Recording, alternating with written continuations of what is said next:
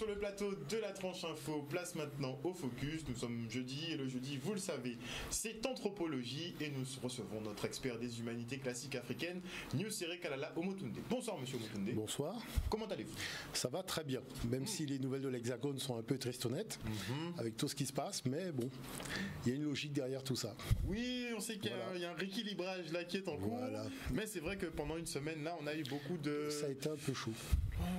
Mais il y a des raisons derrière tout ça. Voilà. Bon, on va laisser cette petite partie négative. On abordera ça une prochaine fois. Quand même de bonnes nouvelles et on va essayer de beaucoup s'axer dessus. Vous aurez constaté, chers téléspectateurs, que depuis quelques semaines maintenant, on consacre le jeudi anthropologie justement à la géothermie bouillante, puisque Monsieur Gérald Bougré, qui est présent sur ce plateau, a eu une idée quand même de génie, à savoir trouver une solution pour pouvoir racheter, récupérer cette ressource guadeloupéenne et l'octroyer aux Guadeloupéens et en tirer les bénéfices qui en suivent. Bonsoir Monsieur Bougré. Bonsoir Harold, bonsoir tout à l'heure.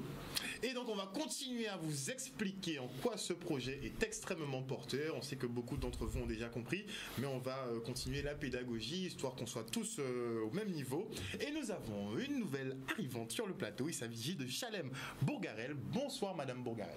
Bonsoir. Alors c'est Monsieur Bougré qui a tenu à ce que vous soyez là, donc Monsieur Bougré va nous expliquer pourquoi, tout simplement. Oui, parce que j'ai eu la chance de rencontrer Madame Bourgarel lors de mes pérégrinations dans toutes les communes de Guadeloupe pour rencontrer les associations, les acteurs sociaux, économiques, pour leur faire comprendre les premiers éléments à propos du projet global et systémique qu'on propose. Et c'est donc une citoyenne engagée qui, dès le départ, a adhéré au principe dans toute sa globalité. Et donc, du coup, elle est, je dirais, représentative. Elle peut porter un témoignage sur le contenu du projet de manière concrète et pratique, puisque avec elle, on est censé mettre en place un quartier à énergie intelligente et positive sur le côté de Boiripo, et donc elle est largement impliquée. Donc le projet de test serait du côté des abîmes?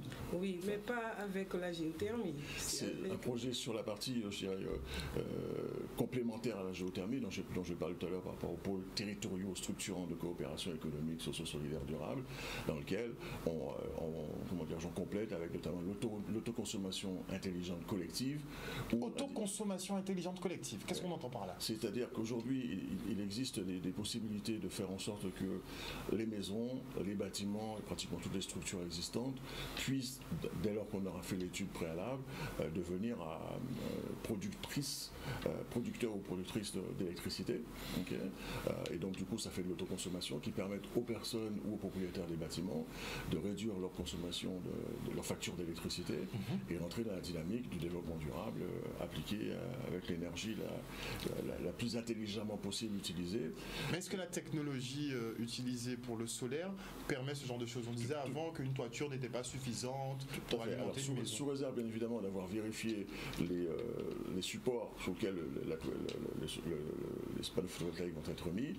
Aujourd'hui, notamment avec le concept des smart grid, tout ce qui est réseau électrique intelligent, on a réussi à mettre en place des dispositifs notamment de stockage, et à cette échelle-là, à l'échelle d'un bâtiment ou à l'échelle d'une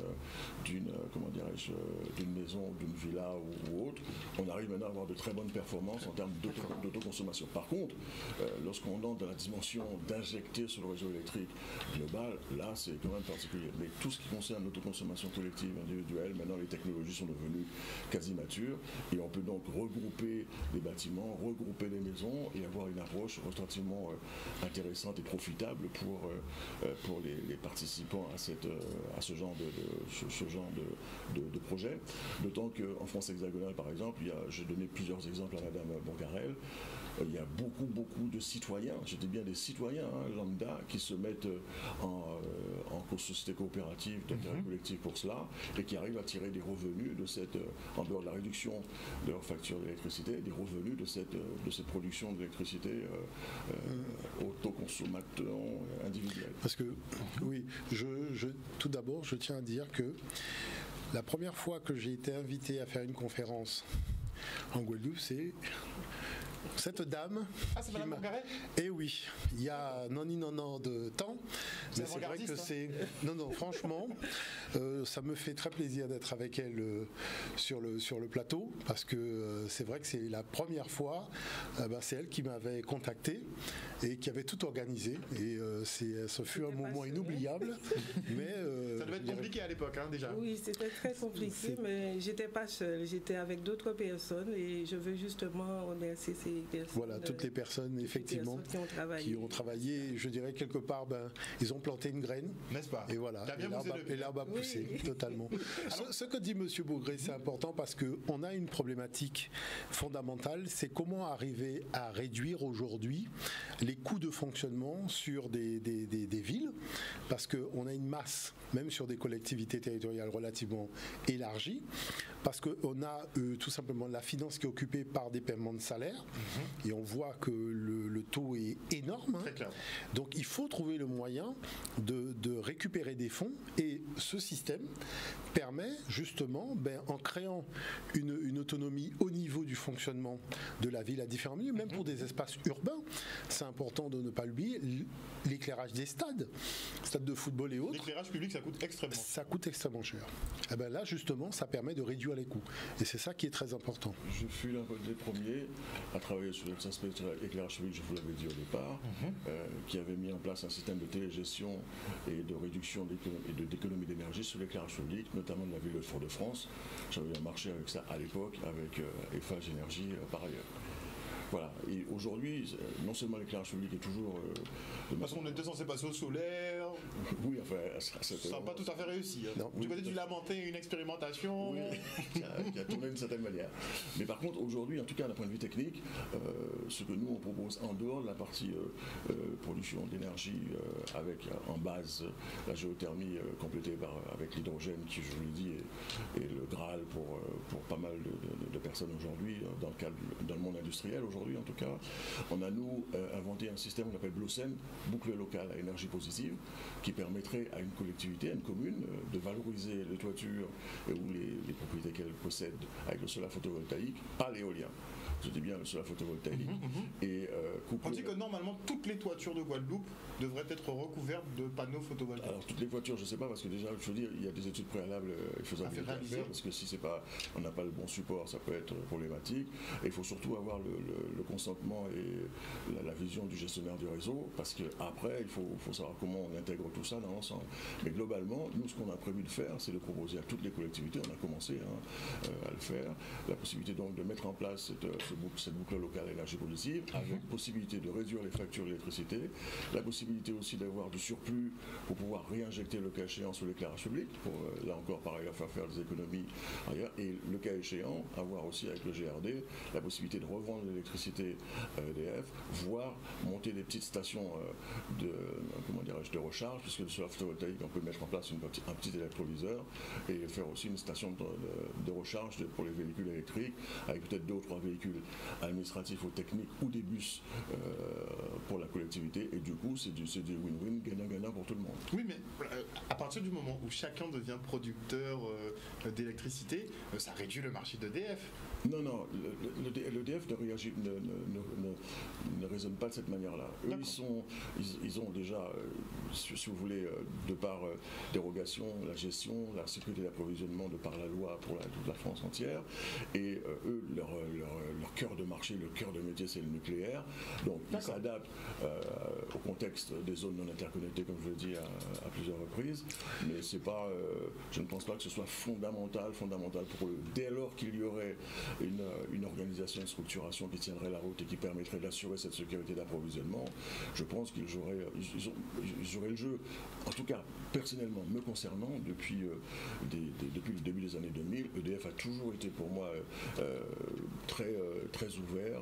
Tous les premiers directeurs d'EDF, je les ai connus, on a discuté, on a échangé. Oui, mais EDF qui n'a pas beaucoup misé sur Ténésol, par exemple. Ils n'étaient pas très sur le développement de Ténésol. Non, de toute manière, EDF, je l'ai déjà dit, je vous le répète encore une fois, les énergies renouvelables à la base, solaire, photovoltaïque, éolien, pour la qualité du maintien technique de l'offre et de la demande, de l'équilibre offre-demande, le solaire photovoltaïque et l'éolien ne sont pas adaptés. C'est pas assez stable. Voilà, on a pu mettre en place un système de stockage, faire des recherches là-dessus, améliorer les performances, mais ce n'est toujours pas parfait pour la suite. Je vous l'ai dit, celles qui sont les plus, je dirais, aimées entre guillemets par le gestionnaire de réseau, c'est la géothermie et l'hydroélectricité. Mais l'hydroélectricité, ça remonte à tantôt, ou des stations de transfert d'énergie par pompage. Là encore, pareil que ce serait une première aussi qu'on mettrait en place en Guadeloupe. On a prévu de le faire, et ainsi de suite. Mais je dis encore une fois, si on trouve les bons équilibres et qu'on arrive à assurer la sécurité d'approvisionnement et ce que l'EDF est censé faire aujourd'hui, on devrait arriver à faire avancer les choses correctement. Madame Bourgal, qu'est-ce qui vous a séduit dans le projet de géothermie? Alors déjà, je vais saluer les Guadeloupéens et les Guadeloupéennes et leur dire que ça fait longtemps que j'étais attirée justement sur passer aux énergies renouvelables.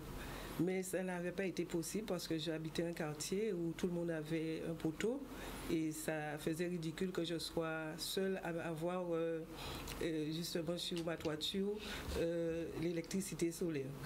Et quand j'ai rencontré M. Bourgré qui me parlait de la géothermie, je lui ai posé la question, est-ce que ça n'allait pas être possible d'avoir l'électricité solaire dans mon quartier? Alors je suis une personne engagée dans mon quartier parce que justement pendant un temps j'ai pensé que j'allais pouvoir changer toute la Guadeloupe mais je me suis dit que je m'engage dans mon quartier et si chacun s'engage dans son quartier, nous allons pouvoir changer la Guadeloupe. Et à partir de ce moment-là, j'ai créé une association et puis j'ai invité M. Bourgré à cette association. Il a pu voir tout le monde et les gens ils étaient séduits par le projet de M. Bourgré. Sauf que nous n'aurons pas la géothermie sur Bois-Ripeau maintenant, mais nous pouvons avoir l'électricité solaire. Au moins produire votre électricité à Bois-Ripeau. Oui. Donc vous allez faire une ville dans la ville. Non, mais on veut être, c'est-à-dire un laboratoire pour que les gens puissent savoir que c'est possible. Et avoir aussi, c'est-à-dire comme M. Bourgré dit, qu'on parle de voitures électriques aujourd'hui, avoir des bornes aussi. Et je pense qu'on doit choisir un lieu pour pouvoir faire l'expérimentation. Alors, est-ce que tout le monde dans le quartier est d'accord? C'est-à-dire, les gens, de toute manière, ce qu'il y a, c'est que je pense que les gens sont déjà prêts, justement, au changement. Et je pense que c'est des gens qui nous manquent pour nous emmener vers ça. Et comme je les ai présentés, M. Bourgré, je pense qu'ils ont bien compris l'enjeu. Et justement, et aujourd'hui, je pense que c'est avec le Covid qu'on ne peut pas aller plus vite. Mais sinon, je pense qu'on serait déjà beaucoup plus loin si le Covid ne nous avait pas, puisqu'on était restés confinés. Et comme ce sont des jeunes qui doivent aller chez ces gens-là pour prendre des mesures et prendre tout ce qu'il faut pour que vous parlez vraiment d'avancement technique, des travaux à réaliser. Oui, vous n'êtes plus dans le débat, dans la discussion. Là, c'est l'action.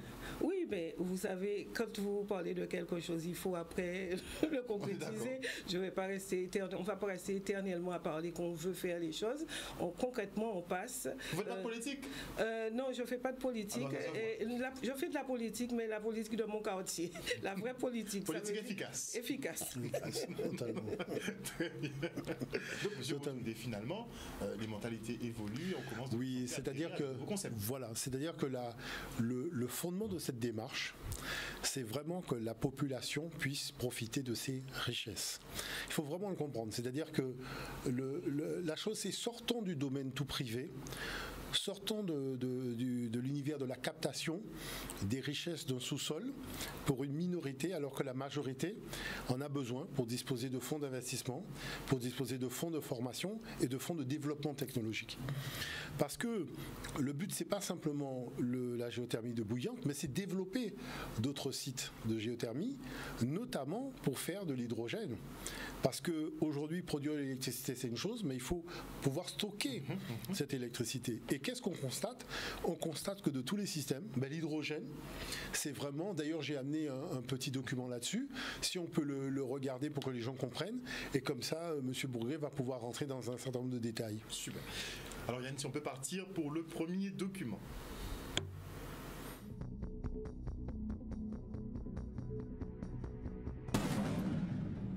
des gros problèmes aujourd'hui dans le monde, Stéphane, qu'on n'a pas résolu depuis des dizaines d'années, voire des siècles, c'est comment stocker l'énergie électrique. Ouais, le problème, par exemple, c'est j'ai mon panneau solaire qui donne de l'électricité. Si je ne l'utilise pas tout de suite, elle est perdue en quelque sorte. Voilà, on a du mal à la stocker. Et il y a une solution qui se profile, c'est l'utilisation de l'hydrogène. En fait, on va pouvoir, d'une certaine manière, transformer l'électricité en hydrogène, puis plus tard, retransformer l'hydrogène en électricité. Démonstration ? Alors, démonstration avec ici le petit système qu'on a préparé. Vous avez de l'eau dans des tubes et 2 petites plaques de métal à l'intérieur de ces tubes qui sont reliées entre elles simplement par l'eau. On va mettre de l'électricité, faire passer de l'électricité entre ces 2 plaques de métal. Et il y a des petites bulles qui apparaissent. Et il y a des petites bulles qui apparaissent quand on fait ça, c'est-à-dire qu'il y a une réaction chimique qui se produit où on sépare d'un côté l'hydrogène, de l'autre côté l'oxygène, parce que l'eau c'est H2 et O, c'est ça, H2O. 2 hydrogènes pour un oxygène, ouais. On sépare ces éléments et du coup après on peut récolter d'un côté l'hydrogène, de l'autre côté l'oxygène qu'on va pouvoir stocker aussi longtemps qu'on veut. Et réutiliser ensuite. Et réutiliser pour faire de l'énergie et ça on va le voir avec une autre expérience. Donc Stéphane, l'hydrogène qu'on a ramassé tout à l'heure et l'oxygène on les a stockés dans 2 bonbonnes, oxygène, hydrogène et on va maintenant refaire le mélange, 2 hydrogènes pour un oxygène à l'intérieur d'un simple ballon de baudruche. Ouais.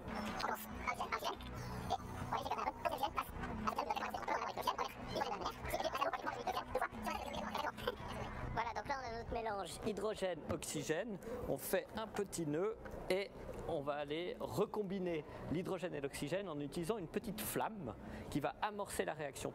Attention. C'est hallucinant, hein, incroyable. La violence de l'explosion, c'est extrêmement puissant et c'est grâce à ça qu'on peut récupérer l'énergie. Les gaz se dilatent de manière démesurée, il suffirait de mettre une turbine, de la faire tourner et on récupère de l'électricité.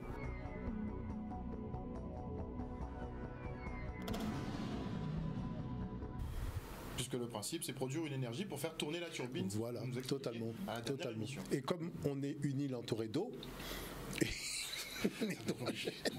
c'est de l'eau, je dirais, là, c'est pour ça que le potentiel de développement en termes de formation, en termes de retour sur investissement, parce que c'est par ce biais-là qu'on pourrait, je dirais, aussi proposer de l'électricité aux pays de la Caraïbe.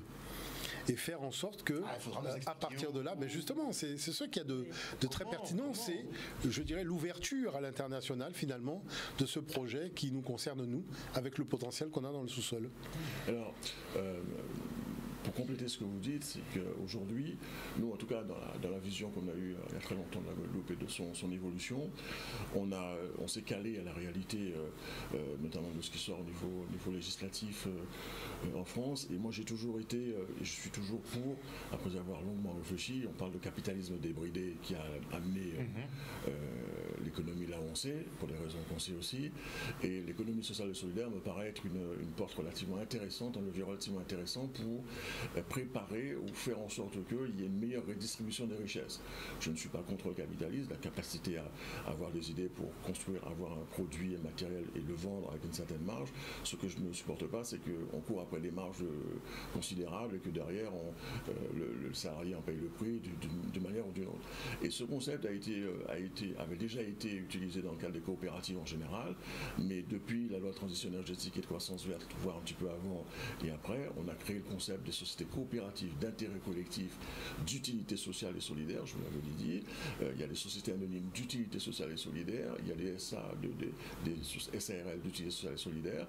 Donc on a les formes juridiques d'origine, mais maintenant à utilité sociale et solidaire. Voilà, donc ça veut dire quelque part les gouvernances ont compris qu'il y avait moyen de... Et nous, derrière cela, donc à partir du moment où, comme je l'ai dit, on a travaillé sur la partie technique, comme vous le savez, sur la géothermie et sur l'hydrogène, on a vu dans quelle mesure il serait intéressant de structurer, de caler le développement de la Guadeloupe sur une structuration spatiale autour des communautés d'agglomération et de faire en sorte qu'à partir du moment où on a un marché qui est celui de l'énergie et un sous-segment qui est celui de la vente d'électricité à EDF, de voir dans quelle mesure, dans chaque communauté d'agglomération, on pouvait avoir donc le traitement de ce marché, l'exploitation de ce marché, et comment ensuite, à partir du moment où vous avez un marché et un segment, vous vendez l'électricité EDF, vous tirez forcément des profits. Rappelons qu'Ormat a sorti ses millions de de bénéfices par ailleurs. Au calme, comme on dit. Voilà. Et donc dans chaque communauté d'agglomération, on prévoit ça. Alors par exemple, donc il ne faudrait pas que tout soit concentré donc que sur Bouillante. Il faudrait effectivement que toutes les communautés d'agglo coopèrent et qu'elles aient des pôles de production Alors moi, spécifiques. J'appelle ça des pôles structurants, des pôles territoriaux structurants de coopération économique, socio-solidaire durable, à tendance zéro chômeur. Par exemple, concrètement, le Sud Basse-Terre pourrait être orienté vers la production géothermique, à base de géothermie de 4e génération, par ailleurs, plus la production d'hydrogène, avec possibilité aussi d'avoir une station de transfert d'énergie par pompage.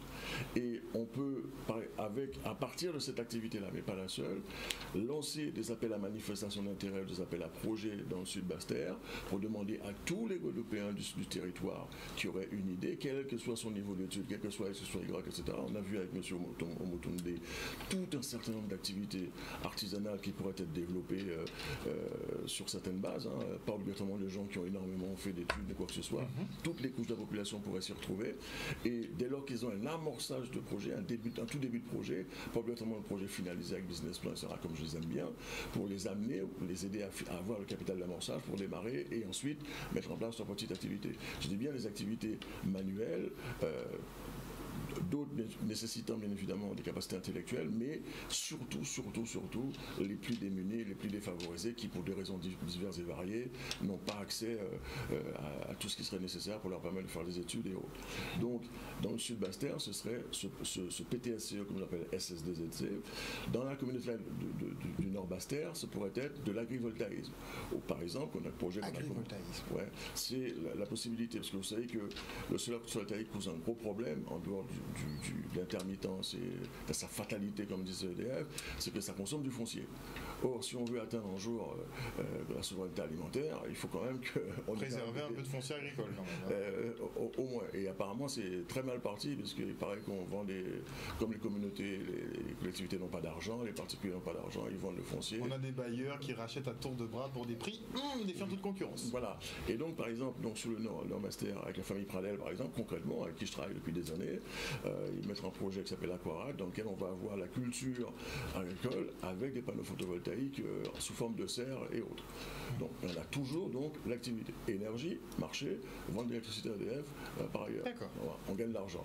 Le centre de la Guadeloupe pourrait être donc lié à tout ce qui est l'exploitation de l'hydrogène au sens de la mobilité électrique du terme. C'est-à-dire qu'à partir des bonbonnes qu'on pourrait produire bouillantes, on peut organiser des premiers pilotes de mise en place de la mobilité électrique qui peut être un marché considérable, parce que ce n'est pas encore organisé, ce n'est pas encore structuré définitivement. Et en 2040, 2030, 35, 2040, toutes les voitures thermiques ne devront plus fonctionner. Donc il y aura intérêt à... A priori, est-ce qu'on va respecter le délai? Ben justement, plus vite on va arriver à mettre en place des dispositifs permettant d'avoir par exemple des voitures à hydrogène, parce que nous, l'idée, c'est pas de faire de la recherche et développement appliqué pour rester dans un domaine, c'est pour voir dans quelle mesure on peut influer développer les filières, influer sur les marchés de telle sorte que... Alors, pour faire un exemple... Petite parenthèse, M. Bougré, c'est qu'il y a des polémiques autour du fait que les voitures, justement, électriques soient plus polluantes, finalement, que des voitures thermiques. Alors, sur ce débat-là, vous vous positionnez? Non, moi, je ne sais pas sur quelle base les gens font ce genre de calcul, mais en tout cas, ce qui est sûr et certain, c'est que l'hydrogène, ça produit de l'eau. Donc là, il faudra me dire comment ça pollue. Tu vois, au niveau des batteries, on dit que les composants... les batteries. Alors, il y a les batteries traditionnelles, effectivement, sont les composants et le dispositif industriel permettant de produire la batterie, effectivement, c'est extrêmement carboné. C'est pour ça qu'on essaye de mettre de lithium-ion, mais le lithium-ion est aussi très, très coûteux en termes de marché, mais est déjà beaucoup moins carboné. D'ailleurs, le lithium-ion, on aurait quand même des possibilités au niveau du Sud Basse-Terre, parce que je l'ai dit, à côté de sous-sol, à ce niveau-là, on a souvent des aquifères saumâtres qui nous permettraient d'avoir du lithium-ion, notre propre lithium-ion. Des aquifères saumâtres? Ouais, tout à fait. Il faut être précis, M. Bougré. On est des profanes. Et surtout, ce qui est intéressant, c'est que là où la mobilité électrique peut être couplée à l'hydrogène peut être extrêmement intéressant pour nous, c'est-à-dire qu'on en est au départ, c'est-à-dire qu'on n'est pas encore dans le développement qui est déjà possédé par X ou par Y, Z, et on pourrait influer le marché de telle sorte que, par exemple, on se met d'accord avec un constructeur d'automobile et on lui dit, voilà, vous nous envoyez les voitures comme ça existe en Corée, sur Motunde. On va prendre des voitures en kit et les équiper. C'est-à-dire qu'on peut être spécialiste d'un élément du moteur. Voilà, c'est-à-dire on fait de la très haute technologie sur un élément. En l'occurrence, je dirais le moteur à hydrogène. Parce qu'en fait, il y a un dispositif qu'on met pour transformer l'hydrogène en pile à combustible. Et la pile à combustible refait l'électricité ensuite pour permettre à la carburation et la motorisation du véhicule d'aller. Et donc on pourrait, nous, comme on a la matière première sur place, faire en sorte qu'on puisse monter cette partie-là dans le véhicule. Du coup, les voitures électriques deviendraient beaucoup moins chères, puisqu'au départ, elles partiraient sans ça, et c'est ici qu'on le montrait. Vous avez vraiment pensé à tout, en fait. Voilà, ça c'est pour le centre de la Guadeloupe. On avait déjà commencé à très bien travailler avec Énergie Antilles, malheureusement ça a pris une certaine tournée, on en parlera à un autre moment. Sur la riviera du Levant, on prévoit de mettre en place un dispositif permettant à tous les hôtels, ce qu'on appelle, moi j'appelle ça Taux 1321, un projet que j'ai vu avec le président des petits hôteliers de Guadeloupe, et qui a priori trouvait ça intéressant, voir comment on peut regrouper, parce que comme tous les hôtels... Le président Ramassami? Non, quelqu'un que M. Cédric Cornet n'aime pas beaucoup. C'est vrai que renouvellement Monsieur Vion, alors. Voilà. Et il m'appelle régulièrement, j'appelle régulièrement un échange sur l'économie. Donc il sera d'accord avec le développement en tout cas, l'idée et le principe lui paraît intéressant, parce que c'est un mec qui connaît très bien les hôtels et pour cause, et le fait d'avoir un dispositif qui permettrait aux hôtels de payer moins cher la facture d'électricité. Ça l'intéresse, c'est sûr. Ça c'est sûr et certain, et avec toujours le même pareil pour les bâtiments et autres, on en a parlé tout à l'heure, dispositif permettant de mettre en place, de réduire les factures d'électricité, de renvoyer vers l'éclairage public, de voir comment on peut recharger les véhicules des touristes qui arriveraient devant l'hôtel et tout. Et le Nord Grande Terre, par contre, c'est vraiment pour moi l'endroit qui serait fantastique, puisque on prévoit, donc EDF avait travaillé sur une station de transfert d'énergie par pompage. Je veux dire, c'est l'une des énergies que EDF adore accorder, parce que c'est stable, parce qu'il n'y a pas de problème, X, problème, Y, Z. Le projet, je l'ai, et on verrait comment on peut mettre la même chose du côté d'Anse-Bertrand, parce qu'il y a des dénivelés suffisamment intéressants du côté du bord des falaises d'Anse-Bertrand. Et surtout, on se servirait de ça pour avoir une PTSCE SSDZC dans le Nord Grande Terre, qui verrait donc la mise en place d'une école 55 avec premier projet intéressant à travailler de manière concrète, un jeu vidéo ludo-éducatif que j'ai inventé, pour lequel j'ai été nominé à Marseille par Belle de Mai à une époque, qui retrace l'aventure, enfin les premières occupations des îles caribéennes à partir d'un personnage qui viendrait du bord de l'Orénoque, comme ça se faisait avant. Vous avez déjà fait ça? Oui, tout à fait. Ça s'appelle comment? Non, le jeu n'existe pas encore, mais le personnage principal s'appelle INAC, 2INAK, et c'est les Guadeloupéens qui vont développer, parce qu'il y a plein de Guadeloupéens qui sont très forts dans le développement des jeux vidéo. Et, on n'en parle pas beaucoup ici. Ah si, il y en a beaucoup, notamment un type qui s'appelle Sarai, je crois, et qui a fait les effets spéciaux du Seigneur des Anneaux. Carrément. Ah ouais, c'est lui qui a fait ça, c'est un Guadeloupéen. Ok. La trilogie du Seigneur des Anneaux, c'est un Guadeloupéen qui l'a fait. Bon, je trouve qu'on ne les met pas sans valeur. Mais on va commencer à les chercher. Si vous avez des indications, mais faut nous les envoyer. D'accord. Et donc, voilà, si vous voulez, spatialement parlant, comment les choses seraient réparties. Avec deux particularités supplémentaires, sans doute dans le Nord Grande Terre et en Basse Terre, la possibilité de mettre en place des data centers et alors, M. Bougré, avec des serveurs quantiques. Je pense que vous avez oublié les Saintes, Marie-Galante et Désirade. Non. Vous les comprenez dans leur communauté d'agglos respective. Je n'avais pas fini. D'accord. Et puis, je l'ai mis de côté parce que c'est particulier. Parce que la Désirade, si ce qu'on avait dit avait été suivi des faits, pour lequel on avait vu la représentation locale, etc., M. René Noël à l'époque, Désirade serait déjà depuis longtemps à énergie positive. On avait proposé une STEP. J'ai encore les schémas, ça s'appelle Désiréner IEP SG. Désirade, énergie renouvelable, il a énergie positive, comment dirais-je, IEP, voilà. Donc, c'était on a raté beaucoup de choses. Hein. Voilà. Et ça consistait on avait eu quitus du conseil municipal, et puis ça a traîné, et ça n'a pas sorti. Bon, voilà. Marie-Galante, on peut faire la même chose. Il faut regarder où est-ce qu'ils en sont, parce que j'ai demandé à plusieurs reprises qu'on me donne l'état des lieux, parce que la Désirade, je la connaissais, la Désirade s'était fait couillonner, parce qu'on leur a fait croire que quand on mettait une éolienne sur la Désirade, s'il y avait des blackouts sur la Guadeloupe, si l'éolienne fonctionnait, il pourrait avoir de l'électricité sur la Désirade. Et c'était totalement faux. Donc, voilà. Et la communauté d'agglomération. C'est pas cool quand même. Ah oui, c'était comme ça. Voilà. La communauté d'agglomération. Alors, je veux dire, ils n'ont toujours pas compris, hein, les cellules. Ils m'ont 5 personnes différentes m'ont envoyé le dossier d'une grosse société multinationale qui veut mettre en place de la photovoltaïque à Marie-Galante. Alors, il y a bien évidemment un beau dossier bien propre, bien clean, avec les retombées fiscales, les retombées sociales, les emplois. Ils ont déjà fait un champ, vous avez vu, près d'une usine de production de rhum. Ils ont fait une espèce de grand champ, hein, déjà. Oui, et sauf que je leur dis, mais où est le business plan de la centrale?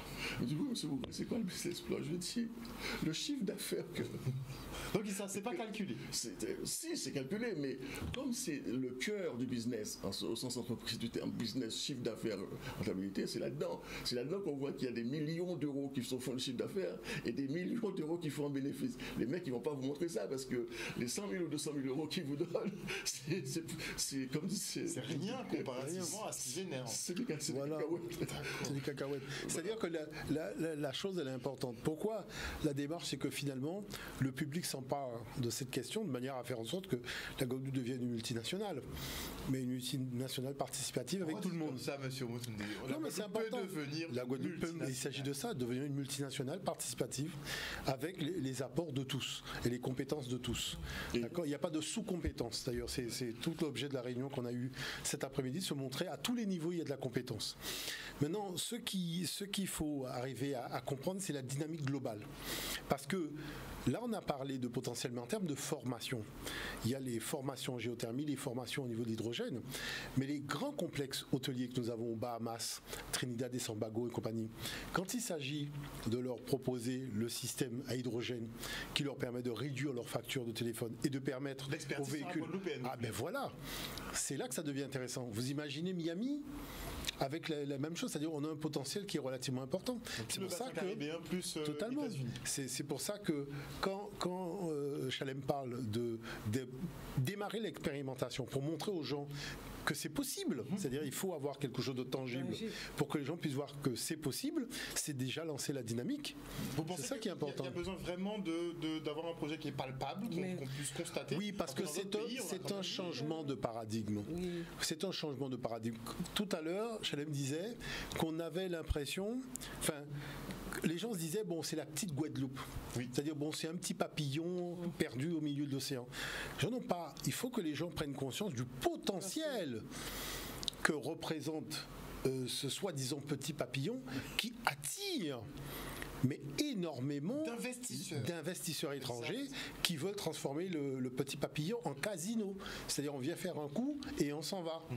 C'est ça que nous voulons empêcher. Il faut que les gens prennent ce projet-là à bras-le-corps en se disant que les nouvelles dispositions permettent de créer d'autres types de sociétés. Et c'est à partir de ce moment-là qu'on dit, et c'est ce que disait Chalem, c'est relever les compétences de chacun. On se disait, même celui qui est au bord de la route, qui épluche le coco, mais on a montré, cet après-midi, j'ai montré mais tout le potentiel qu'il y a derrière ça. Hein, c'est ça qui est important. Il ne faut pas minimiser, parce que c'est du savoir-faire. Totalement. Chaque monde paye en entreprise, je dis là. Parce que... C'est-à-dire, du moment qu'il veut créer un butin, c'est possible. Parce que nous ni l'argent là, c'est-à-dire pourquoi depuis nous développer ça, nous ni l'argent. Donc comme c'est solidaire, ça veut dire que tout le monde qui veut monter en structure pouvait faire un métier, il a fait. Donc dire que si tout le monde a fait entreprise, mais pour mon appel qui fonctionnait. Mais pourquoi? Il y a de concurrence. Non, pas du tout, pas du tout. Parce que le monde qui fait ça, il aime faire. Parce que des fois, on est obligé à y travailler, parce qu'il faut y travailler. C'est alimentaire. C'est alimentaire. Alors que si on vit en métier, on peut en vivre, par exemple, Annie, par exemple, Marie et moi qui a dit, vous avez fait en avion, en hélicoptère. Mais, ou que dit son rêve, mais pourquoi il ne peut pas rêver?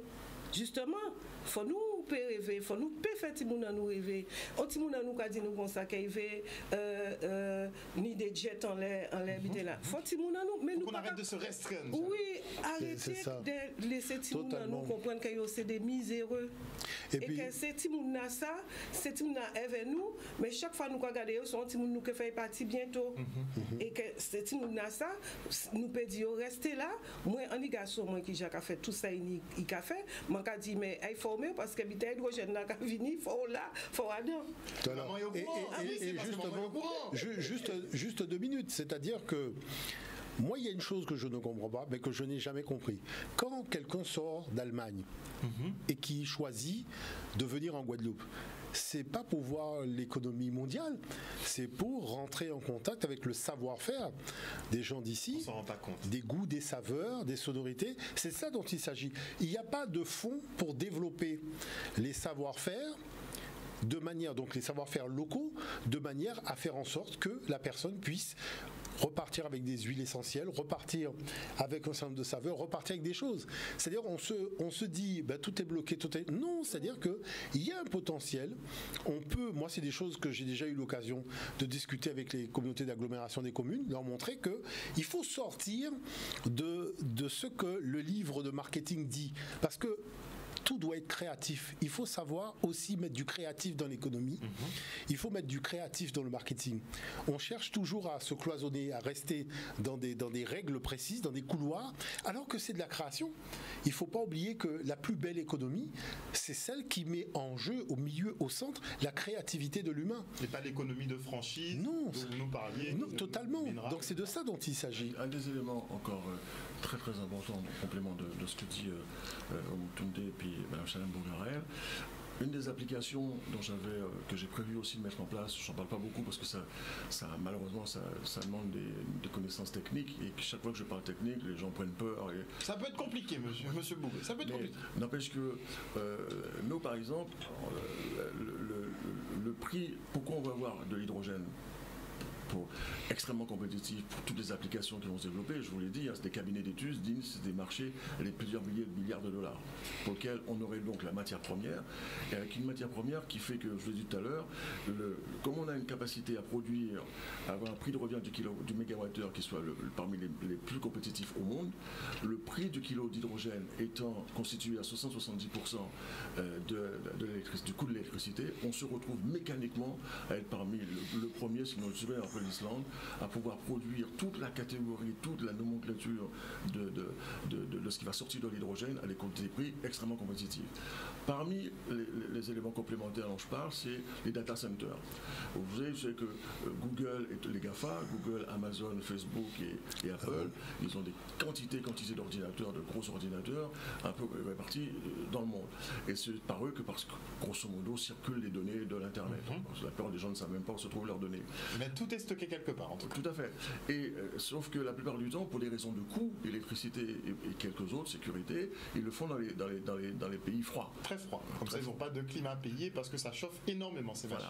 Et bien, nous, du fait d'avoir cette électricité pas chère, on pourrait donc avoir des data centers équipés de serveurs quantiques, qui seraient, parce que les serveurs quantiques, c'est eux qui permettent les toutes dernières générations d'ordinateurs, qui permettent d'exécuter des calculs à vitesse supersonique, des trucs qui pourraient se faire. Milliards et des milliards de calculs.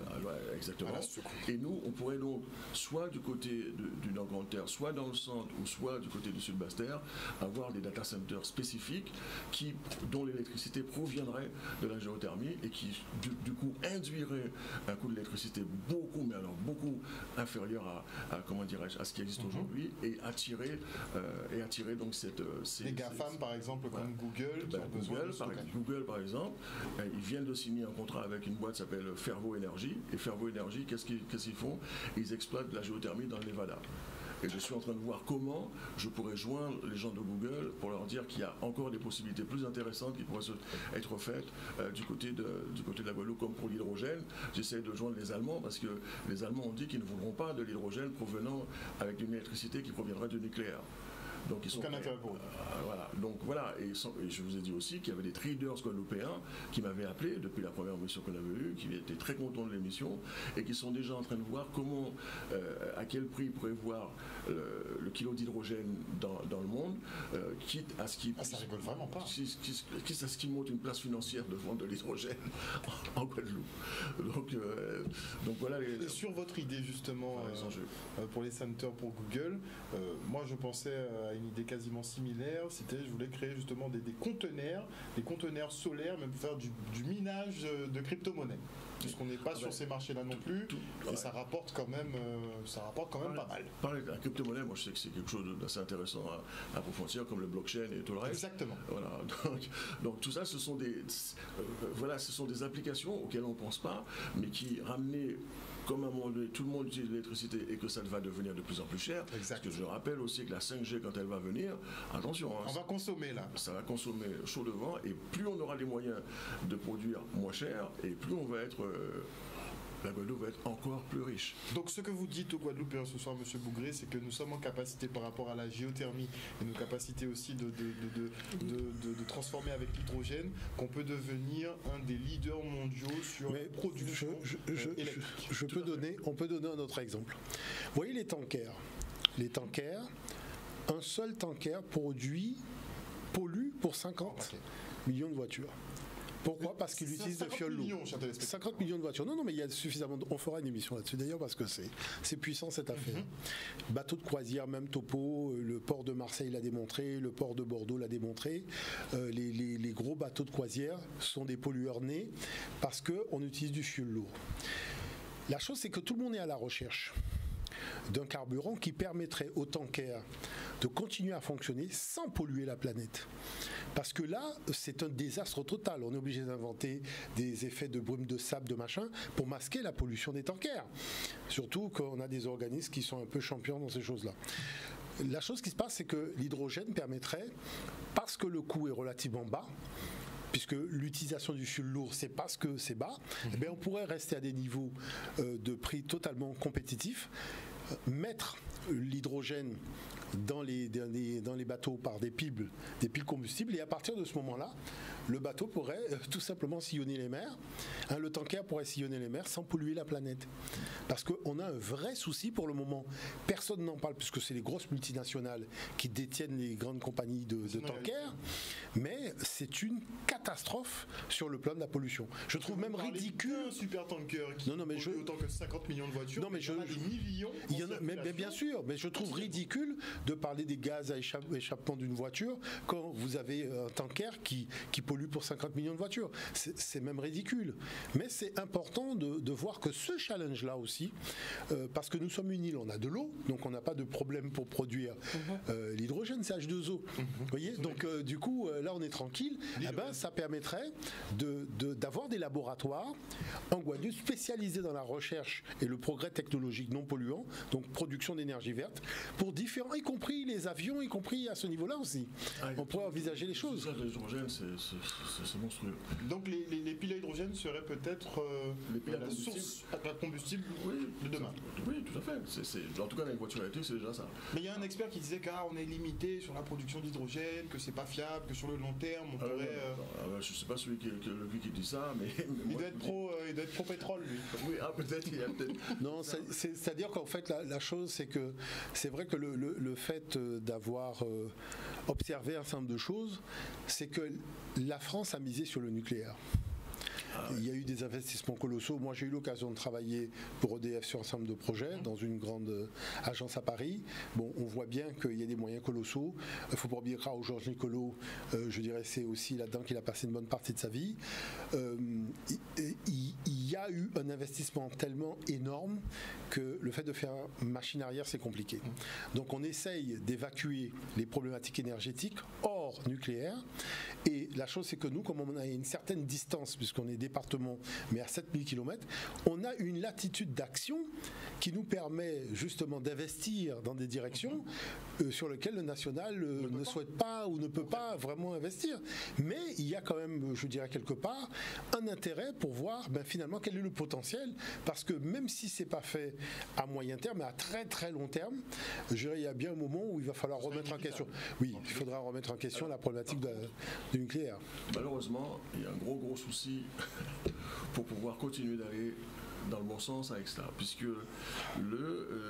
l'outil qui permet dans un territoire quel qu'il soit d'encadrer la production énergétique en fonction de la consommation et d'un certain nombre d'autres choses, qu'on appelle la PPE, la programmation pluriannuelle de l'énergie, puisqu'on arrive à ce stade-là aussi, il est selon moi aux mains des lobbies multinationaux.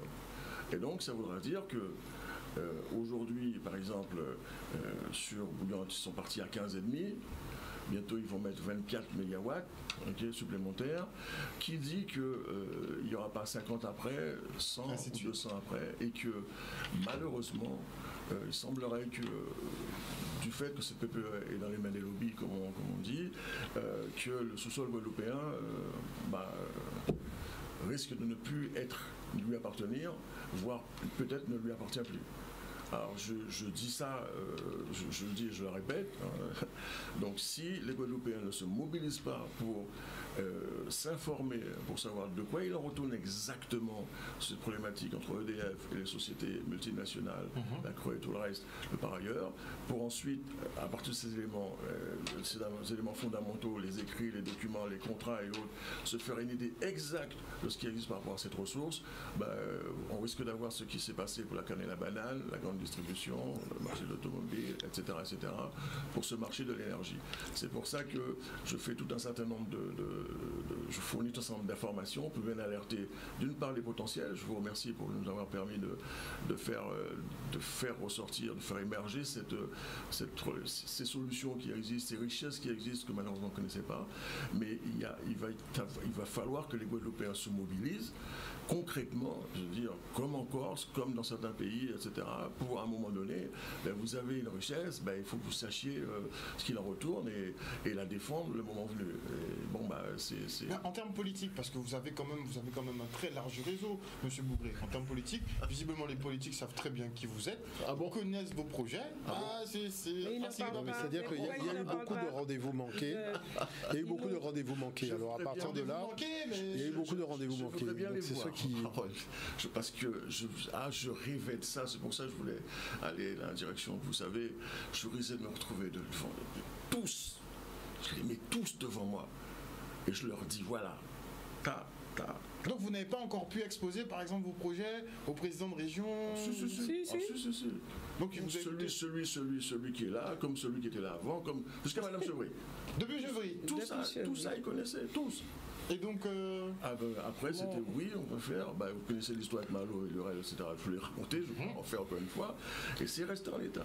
Et vous verrez, vous demandez à n'importe lequel des têtes de liste, vous leur dites, tête de liste comme les anciens ou les nouveaux, on débat sur cette problématique-là. Et comment vous allez faire mieux que ce que vous avez pu faire avant, avec moins d'argent, et pourquoi cette ressource richesse connue du monde entier, des Émirats Arabes Unis, Bahreïn, etc., des Suisses, des Belges, concrètement que j'ai eu, je vous dis, on en est là où on en est encore aujourd'hui. Et le propriétaire enfin les 60% de Bouillante dans les mains de qui vous savez, etc. Et quand on fait les calculs même par rapport à Bouillante, si 60% ramène 6,4 millions, ça veut dire qu'ils ont dû faire 10 millions de bénéfices, parce que les 4 millions restants, c'est la Caisse des dépôts et la Caisse des dépôts et puis le BRGM.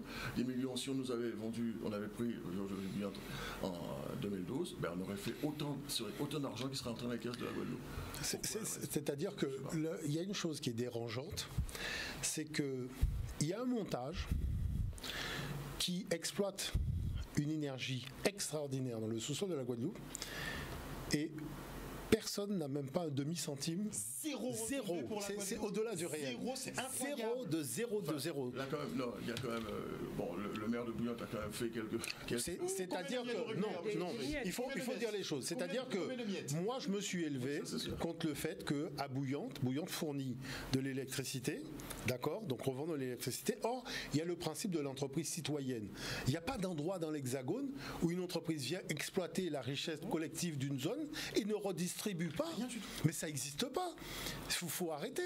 Donc c'est pour cette raison que quand il y a eu débat à l'Assemblée nationale et le cas de Bouillante a été évoqué, il y a eu effectivement, on a demandé à la société de rétrocéder à la ville une partition, même si ça devrait être rétroactif.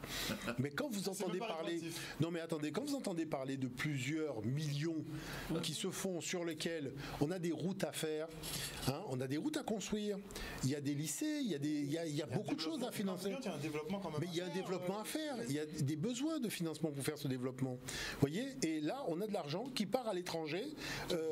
C'est quoi cette affaire? Nous, on ne va pas exploiter la richesse des gens chez eux pour rien leur donner et revenir chez nous. Ils ne nous laisseraient pas, monsieur. Ça, on le sait. Ça, on le sait. Mais c'est 1962. Voilà, en 1962, on est en 2021. Et on finançait la phase expérimentale, les Français en général, mais en particulier. Depuis 1962, vous imaginez le truc. Personne n'a pas. Je ne vois aucune tête de liste, aucun machin. Personne ne s'indigne et les choses se passent comme ça. Ni ça, ni l'augmentation du PIB de la Guadeloupe, ni la misère sociale en Guadeloupe. Alors, ça voudrait dire quoi? Mais ça voudrait dire quoi? Ça veut dire que l'argent qu'on fait semblant de nous envoyer, c'est notre propre argent, quoi. On nous rembourse. C'est notre propre argent. C'est-à-dire, non seulement on n'a pas le droit de disposer du potentiel de notre sous-sol, mais on nous fait quoi? Qu'on nous a accordé quelque chose qui est simplement notre propre argent qu'on nous redonne d'une façon moindre. Non, mais on va où là? Vous exploitez nos ressources. Vous allez chercher quelqu'un pour exploiter votre ressources. C'est incroyable. Et vous payez en plus derrière. Vous payez en plus cette personne-là derrière. Donc tu viens m'exploiter, tu viens prendre tout ce qu'il y a dans mon sol et je te paye encore. Je te paye en plus. Je te paye encore pour avoir exploité. C'est du grand n'importe quoi. Mais oui, c'est pour ça qu'on est quand même obligé d'alerter, je veux dire, le grand public en disant hey, il faut se fixer des limites. Parce que là, oui, parce que comme le dit Chalem, on a des jeunes qui ont besoin d'un potentiel, c'est-à-dire de perspective. Vous savez, moi, quand je discute avec les policiers, je leur dis toujours la même chose. Le problème, c'est les perspectives. C'est-à-dire quand il y a quelqu'un qui vient de la Caraïbe avec un réseau quelconque, il parle avec un jeune, il lui offre une perspective. Dans la Guadeloupe, on offre à ce jeune-là quoi comme perspective? Le Canada ou l'Hexagone? C'est ça le problème de fond. C'est-à-dire on peut parler de délinquants, de tout ce qu'on veut, mais quelle perspective que nous offrons à un jeune, peu importe son âge aujourd'hui, comme projet en fait de réussite de sa vie personnelle, vie de couple, vie familiale, vie professionnelle. Vous voyez ce que je veux dire par là? Tout à fait. C'est-à-dire que moi, je pense qu'il y a une vraie réflexion à faire à ce niveau-là, parce qu'au niveau des adultes, on n'est pas à la hauteur des vraies perspectives que nous devrions offrir aux jeunes générations. C'est pour ça que dans ce projet, il y a tout. C'est-à-dire, il y a le gâteau, il y a la cerise sur le gâteau, il y a tout, il y a la crème, il chantilly, il y a tout. Tout partout. Voilà, il y a tout. Et je leur ai demandé un débat à n'importe lesquels d'entre eux, ceux qui se présentent. Je proposerai. Non, mais je leur ai demandé, personne n'a accepté. Hein. Non, mais on fera après, il faut mieux faire après les élections, on attend qu'il y en ait un sortant qui vienne, et on va essayer de vous installer tous parce qu'il y a quand même une chose qu'il faut dire, c'est-à-dire qu'on est dans un cadre tellement... Oui, juste très rapidement, on est dans un cadre tellement réglementé qu'il n'y a pas de, je dirais, d'hypothèse de résultats financiers. C'est-à-dire tout est connu à l'avance. Parce que c'est des cadres... Mais voilà, c'est-à-dire que ce sont des cadres très rigides avec des réglementations précises. Donc on connaît le prix de vente du kilowattheure. C'est des choses vraiment très normalisées. Donc on a déjà l'information. Il n'y a pas de suspense. Ce que je veux dire par là, sur le plan du montage financier, il n'y a pas de suspense. Ça donne ça. Ça donne ça. C'est tout. Vous voyez, donc qui fait qu'on se retrouve dans une position mais idéale pour envisager un nouveau futur pour la Guadeloupe. Parce que l'enjeu est là. C'est envisager de nouvelles perspectives pour les jeunes de ce pays, en se donnant la main tous, je parle des adultes, et en faisant en sorte que ce rêve devienne réalité et que ça ne soit pas le rêve de M. Bougré, que ça soit notre rêve à tous. C'est ça le but du jeu. La réalité, hein, parce voilà. Les réalités, totalement. Mais ils ne nous rapportent pas à nous. Il faut voilà, juste changer voilà, la faut poche. faire en sorte que. Totalement. Merci beaucoup, en tout cas, messieurs, pour ces présentations, pour avoir été clairs et précis justement sur ce projet de rachat de centrales géothermiques, mais aussi de production d'énergie à base d'hydrogène. Vous nous avez fait une cartographie de tous les projets, tout le territoire peut être concerné, donc avoir des retombées pour tout le monde. S'il faut creuser, vous me dites. Hein, moi, totalement. Et puis Madame, notre chère Chalem qui parlait de l'expérience de Bois-Ripeau. Qui pourrait... qu'on en reparle d'ailleurs de cette expérience à Bois-Ripeau, ce test que vous allez réaliser pour que tous les Guadeloupéens puissent suivre un peu ces actions-là. L'évolution des choses. Merci beaucoup à vous tous. Voilà. Chers téléspectateurs, on espère que vous avez passé un bon moment en notre compagnie. Ne vous inquiétez pas, vous retrouverez ces messieurs très prochainement. Une bonne soirée à vous.